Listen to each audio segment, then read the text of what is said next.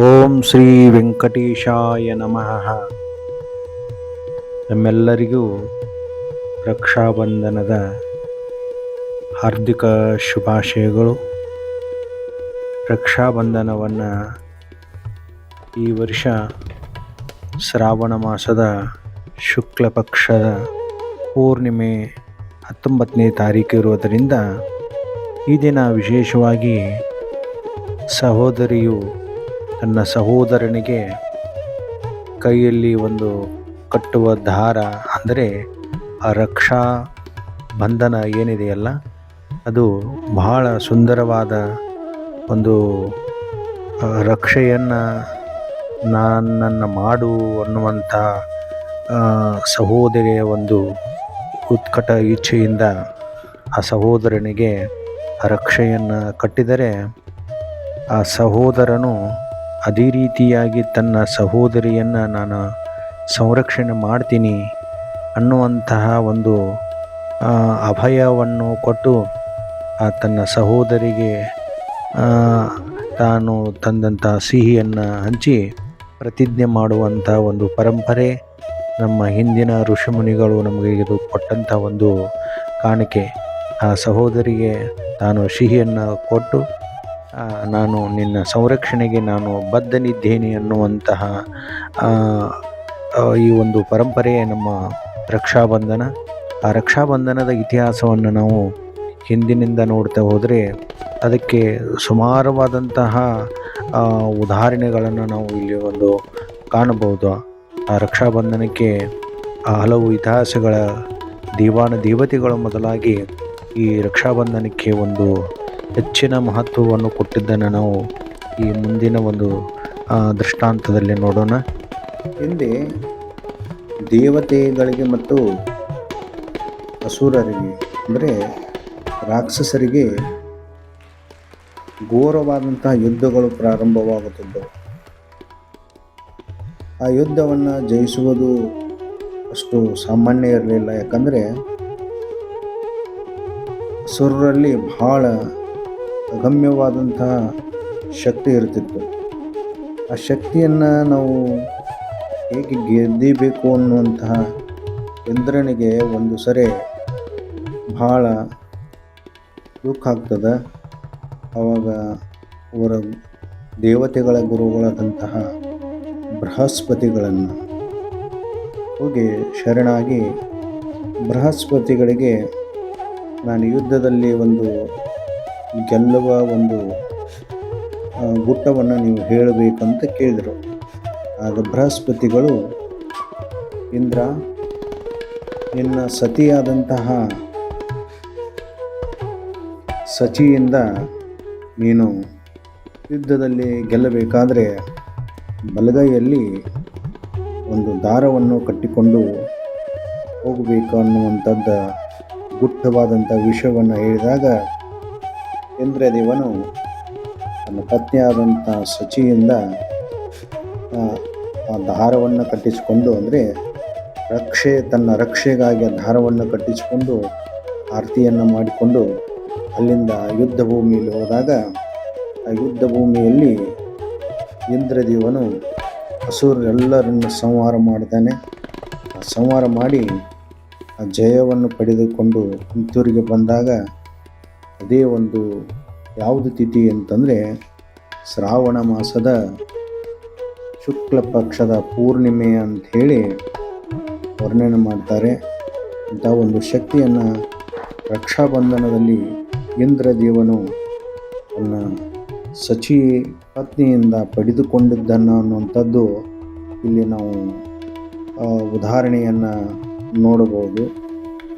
ಇಂತೂ ಹಲವು ಉದಾಹರಣೆಗಳಲ್ಲಿ ನಾವು ನೋಡ್ತಾ ಹೋದಾಗ, ಹಿಂದೆ ಮಹಾರಾಜರು ಅಥವಾ ಸೈನಿಕರು ಯುದ್ಧ ಭೂಮಿಯನ್ನು ಪ್ರವೇಶಿಸಬೇಕಾದ್ರೆ ಮೊದಲು ತಮ್ಮ ಮನೆಯಲ್ಲಿರುವಂತಹ ಪತ್ನಿಯರಿಂದ ಒಂದು ರಕ್ಷಣೆಗಾಗಿ ಕೈಯಲ್ಲಿ ಒಂದು ದಾರವನ್ನು ಕಟ್ಟಿ ರಕ್ಷಣೆ ಮತ್ತು ಆರತಿಯನ್ನು ಮಾಡಿ ನೀವು ಜಯ ಆಗಿ ಬರ್ರಿ ಅನ್ನುವಂತಹ ಒಂದು ಪ್ರತೀತಿಯನ್ನು ನಾವು ಹಿಂದಿನ ಯುದ್ಧ ಸಂಗ್ರಾಮದಲ್ಲಿ ನಾವು ಸ್ಪಷ್ಟವಾದಂತಹ ಉದಾಹರಣೆಗಳನ್ನು ನೋಡಬಹುದು.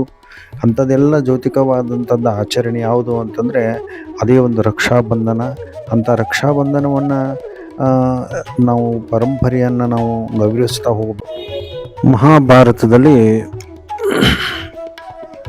ಒಂದು ಪ್ರಸಂಗ, ಶ್ರೀಕೃಷ್ಣ ಪರಮಾತ್ಮನು ಯುದ್ಧ ಭೂಮಿಯಲ್ಲಿ ಶಿಶುಪಾಲನನ್ನು ಸಂಹಾರ ಮಾಡುವಂಥ ಒಂದು ಪ್ರಸಂಗ ಬರುತ್ತೆ. ಸದೃಢವಾದಂಥ ಪರಾಕ್ರಮಿಯಾದಂಥ ಶಿಶುಪಾಲನನ್ನು ಸಂಹಾರ ಮಾಡಲಿಕ್ಕೆ ಪರಮಾತ್ಮ ತನ್ನಲ್ಲಿ ಕೈಯಲ್ಲಿರುವಂಥ ಆ ಸುದರ್ಶನ ಚಕ್ರವನ್ನೇ ಬಿಡ್ತಾನೆ. ಯುದ್ಧ ಭೂಮಿಯಲ್ಲಿ ಆ ಸುದರ್ಶನ ಚಕ್ರವು ಪ್ರವೇಶ ಮಾಡಿ ಆ ಶಿಶುಪಾಲನಿಗೆ ಮತ್ತು ಕೃಷ್ಣ ಪರಮಾತ್ಮನಿಗೆ ಘೋರವಾದಂಥ ಯುದ್ಧ ಪ್ರಾರಂಭದಲ್ಲಿ ಆ ಸುದರ್ಶನ ಚಕ್ರದಿಂದ ಶಿಶುಪಾಲನ ಮೇಲೆ ಪ್ರಯೋಗ ಮಾಡಿದಾಗ ಶಿಶುಪಾಲನು ಆ ಸುದರ್ಶನ ಚಕ್ರದಿಂದ ಸಂಹಾರ ಮಾಡಿ ಅಲ್ಲಿಂದ ಸುದರ್ಶನ ಚಕ್ರವು ಮರಳಿ ಶ್ರೀಕೃಷ್ಣನ ಕಡೆಗೆ ಬರಬೇಕಾದ್ರೆ ಅಲ್ಲಿ ಒಂದು ಪ್ರಸಂಗ ನಡೀತೆ. ಅದು ಏನಂದರೆ, ಆ ಚಕ್ರ ಮರಳಿ ಬರಬೇಕಾದ್ರೆ ಪರಮಾತ್ಮನ ಬೆರಳಿಗೆ ಬಂದು ತಾಕಿಬಿಡ್ತದೆ. ತಾಕಿದಾಗ ಆ ಬೆರಳಿನಿಂದ ರಕ್ತ ಸುರಲಿಕ್ಕೆ ಪ್ರಾರಂಭ ಆಗ್ತದೆ. ಕೃಷ್ಣ ಪರಮಾತ್ಮನ ಬೆರಳಿನಿಂದ ರಕ್ತ ಸುರಲಿಕ್ಕೆ ಪ್ರಾರಂಭ ಆಗ್ತದೆ. ಅದನ್ನು ನೋಡಿದಂತಹ ದ್ರೌಪದಿಯು ಆ ಪರಮಾತ್ಮನಲ್ಲಿ ಬರುವಂಥ ಬೆರಳಿನಲ್ಲಿ ಬರುವಂಥ ರಕ್ತವನ್ನು ನೋಡಿ ಗಾಬರಿಯಾಗಿ ಪರಮಾತ್ಮನಿಗೆ ಏನಾಯ್ತಲ್ಲ ಅನ್ನುವಂಥ ಅಷ್ಟು ಉತ್ಕಟವಾದಂಥ ಭಕ್ತಿ ಇದು. ಆವಾಗ ಅವಳು ಏನು ಮಾಡ್ತಾಳೆ ಅಂದರೆ, ತನ್ನಲ್ಲಿರುವಂಥ ಒಂದು ಪಿತಾಂಬರವನ್ನು ಹುಟ್ಟಿರಲ್ಲ, ಆ ಪಿತಾಂಬರವನ್ನು ಹರಿದು, ಕೆಮ್ಮತ್ತಿನ ಒಂದು ಪಿತಾಂಬರವನ್ನು ಹರಿದು, ಅಮೂಲ್ಯವಾದಂತಹ ಪಿತಾಂಬರ ಹರಿದು ಆ ಪರಮಾತ್ಮನ ಬೆರಳಿಗೆ ಕಟ್ಟುವುದರಿಂದ ಪರಮಾತ್ಮ ಭಾಳ ಪ್ರಸನ್ನತೆಯಾಗಿ ನಿನಗೇನು ವರ ಬೇಕು ಅಂತ ಕೇಳಿದಾಗ ದ್ರೌಪದಿ ಹೇಳ್ತಾಳೆ, ಅಣ್ಣ ನಿನ್ನ ಅಭಯಹಸ್ತವನ್ನು ನನ್ನ ಮೇಲೆ ಹೊಂದಿದ್ದರೆ ಸಾಕು, ನನಗೆ ಯಾವುದೂ ಬೇಡ ಅಂತ ಹೇಳ್ತೀವಿ. ಇದೇ ನಿಷ್ಕಾಮ ಭಕ್ತಿಯ ಒಂದು ಪ್ರತೀಕ. ಮುಂದೆ ಪಾಂಡವರು ಮತ್ತು ಕೌರವರಲ್ಲಿ ಇವ ಪಗಡಿ ಆಟದಲ್ಲಿ ದ್ರೌಪದಿಯನ್ನು ಹಚ್ಚಿ ಸೋಲ್ತಾರೆ. ಆಗ ದುಶ್ಯಾಸನ ದ್ರೌಪದಿಯ ಸೀರೆಯನ್ನು ಹಿಡಿದು ಆ ಸಭೆಯೊಳಗೆ ಮಾನಭಂಗ ಮಾಡಲಿಕ್ಕೆ ಪ್ರಯತ್ನ ಮಾಡಿದಾಗ ಯಾರೂ ಆಕೆಯನ್ನು ಸಂರಕ್ಷದಿಲ್ಲ. ಅವಾಗ ಆಕೆ ಶರಣ ಬಂದಿದ್ದು ಯಾರನ್ನಂತಂತಂದರೆ, ಸರ್ವಧರ್ಮ ಪರಿತ್ಯಜ್ಯ ಮಾಮೇಕಂ ಶೃಣು ಅನ್ನೋ ಹಾಗೆ ಪರಮಾತ್ಮನ ವ್ಯತಿರಿಕ್ತ ನನ್ನನ್ನು ಯಾರೂ ಜೋಪಾನ ಮಾಡಲಿಕ್ಕೆ ಸಾಧ್ಯವಿಲ್ಲ ಅನ್ನುವಂಥ ಮಾಡಿದಾಗ ಪರಮಾತ್ಮನನ್ನು ಒಂದೇ ಒಂದು ಹೋಗದಿಂದ ಕರೆದಾಗ ಪರಮಾತ್ಮ ತನ್ನಲ್ಲಿರುವಂತಹ ದ್ರೌಪದಿಯ ಸಂರಕ್ಷಣೆ ಮಾಡೋ ಸಂಬಂಧ ಯಾವಾಗ ತನ್ನ ಪಿತಾಂಬರವನ್ನು ಹರಿದು ರಕ್ಷೆಯಾಗಿ ಪರಮಾತ್ಮನ ಕೈಗೆ ಕಟ್ಟಿದಳಲ್ಲ, ಅದೇ ಒಂದು ಪ್ರತೀಕವಾಗಿ ಪರಮಾತ್ಮ ಆಕೆಗೆ ಅಕ್ಷಯ ಅಂಬರವನ್ನು ಬಿಟ್ಟು ಆಕೆ ಮಾನವನ್ನು ಸನ್ಮಾನವನ್ನು ಉಳಿಸಿ ಅನ್ನುವಂಥ ಈ ಒಂದು ರಕ್ಷಾಬಂಧನದಲ್ಲಿ ನಾವು ನೋಡಬಹುದು. ರಕ್ಷಾಬಂಧನದ ಈ ಒಂದು ಪವಿತ್ರವಾದಂತಹ ದೃಷ್ಟಾಂತವನ್ನು ನಾವು ನೋಡಿದಾಗ ಅದನ್ನು ಆಚರಣೆ ತುಂಬ ಒಂದು ಉತ್ಕಟವಾದಂಥ ಭಕ್ತಿಯನ್ನು ನಮ್ಮಲ್ಲಿ ಅದು ಬೆಳೆಸ್ತಿದೆ ಅನ್ನುವಂಥದ್ದನ್ನು ನಾವು ಇಲ್ಲಿ ನೋಡಬಹುದು. ಸರ್ವಾಗಟಿ ರಾಮ ದೇಹಾದೇಕ ಸೂರ್ಯ ಪ್ರಕಾಶಕ ಸಹಸ್ರರಶ್ಮಿ. ಪ್ರಕಾಶ ರೂಪವಾದಂಥ ಪರಮಾತ್ಮನು ಅಣುವೇನು ತೃಣಕಾಷ್ಟದಲ್ಲಿ ತುಂಬಿದಂಥ ಪರಮಾತ್ಮನ ಧ್ಯಾನಿಗಳು, ಯೋಗಿಗಳು, ತಪಸ್ವಿಗಳು ತಮ್ಮ ಒಂದು ಸಾಕ್ಷಾತ್ಕಾರದಲ್ಲಿ ಪರಮಾತ್ಮನನ್ನು ಧ್ಯಾನಿಸ್ತಾ ಇರ್ತಾರೆ. ಅದೇ ರೀತಿಯಾಗಿ ಭಕ್ತ ಪ್ರಹ್ಲಾದನು ಅಸುರರ ಜನ್ಮವನ್ನು ತಾಳಿದರೂ ಪರಮಾತ್ಮನನ್ನು ಅನನ್ಯವಾಗಿ ಭಕ್ತಿಯನ್ನು ಮಾಡಿ ಆ ಪರಮಾತ್ಮನನ್ನ ದರ್ಶನವನ್ನು ಮಾಡುವುದರ ಜೊತೆಗೆ ತಂದೆಗೆ ಮೋಕ್ಷವನ್ನು ದಯಪಾಲಿಸಿದಂತಹ ಭಕ್ತ ಪ್ರಹ್ಲಾದನ ಭಕ್ತಿಯನ್ನು ನಾವು ನೋಡಿದಾಗ ಆ ಭಕ್ತ ಪ್ರಹ್ಲಾದನ ಮೊಮ್ಮಗನೇ ಈ ಬಲಿ ಚಕ್ರವರ್ತಿ.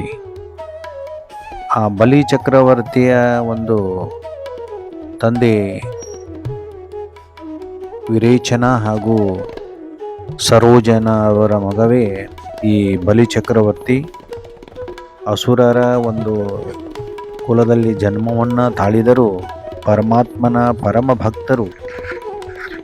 ಈ ಬಲಿ ಚಕ್ರವರ್ತಿ ದೊಡ್ಡವನಾದ ಮೇಲೆ ತಾನು ಯಜ್ಞ ಯಾಗಾದಿಗಳಲ್ಲಿ ಸತ್ಕಾರದಲ್ಲಿ ಮಾಡ್ತಾ ಆ ಒಂದು ಇಂದ್ರ ಪದವಿಯನ್ನು ಪಡಿಬೇಕಂತ ಹೇಳಿ ಯಜ್ಞಗಳನ್ನು ಮಾಡ್ತಾನೆ.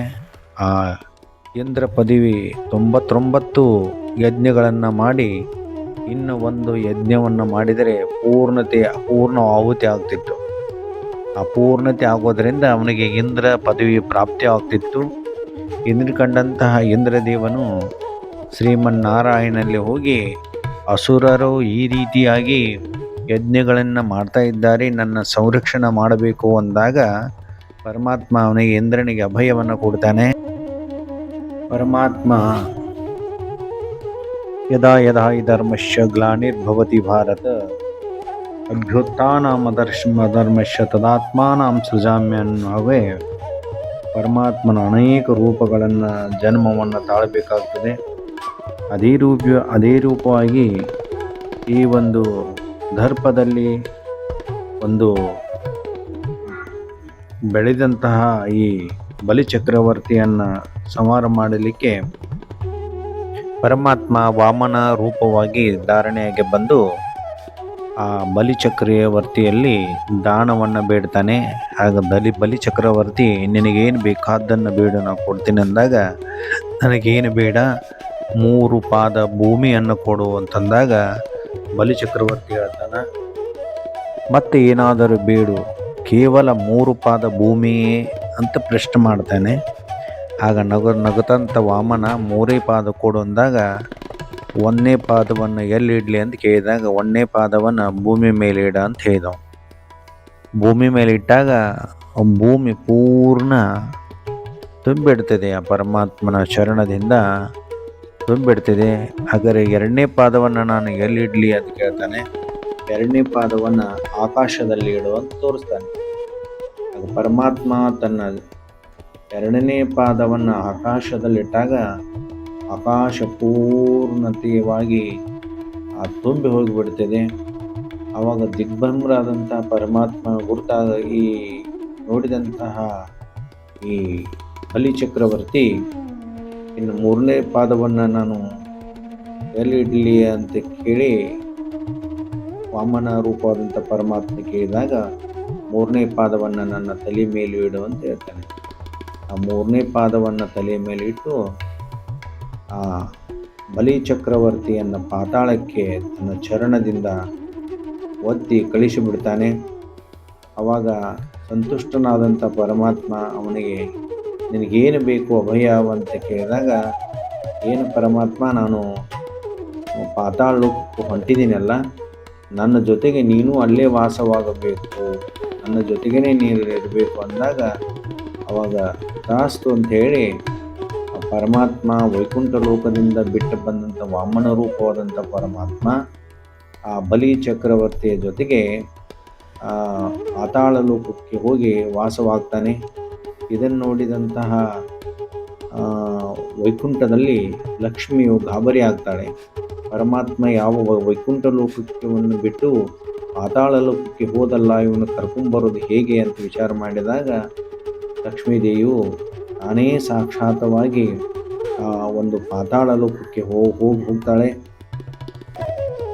ಪಾತಾಳ ಲೋಕಕ್ಕೆ ಹೋಗಿ ಆ ಬಲಿಚಕ್ರವರ್ತಿಯಲ್ಲಿ ತಾನು ಹೋಗಿ ಆ ಬಲಿಚಕ್ರವರ್ತಿಗೆ ತನ್ನಲ್ಲಿರುವಂಥ ಒಂದು ರಕ್ಷಾಬಂಧನ ಸಂಕೇತವಾಗಿ ಒಂದು ರಕ್ಷಾಬಂಧನವನ್ನು ಕಟ್ಟಿ ಆ ಬಲಿಚಕ್ರವರ್ತಿ ಅಂತಾನೆ, ತಂಗಿ ನಿನಗೇನು ಬೇಕು ಕೇಳಂದಾಗ ಆ ಲಕ್ಷ್ಮೀ ದೇವಿ ಹೇಳ್ತಾಳೆ, ನನಗೇನು ಬೇಡ, ನನ್ನ ಪರಮಾತ್ಮನೊಬ್ಬನ ನೀನು ದಯಪಾಲಿಸಿದ ಸಾಕು ಅಂದಾಗ ಆ ಬಲಿಚಕ್ರವರ್ತಿ ವಿಷ್ಣುನನ್ನು ಮತ್ತೆ ಲಕ್ಷ್ಮೀ ವಶಕ್ಕೆ ಕೊಟ್ಟು ಲಕ್ಷ್ಮಿ ಅಲ್ಲಿಂದ ವೈಕುಂಠಕ್ಕೆ ಬಂದು ಒಂದು ಪರಂಪರೆ ಅಲ್ಲಿಂದ ರಕ್ಷಾಬಂಧನ ಪ್ರಾರಂಭವಾಯಿತು.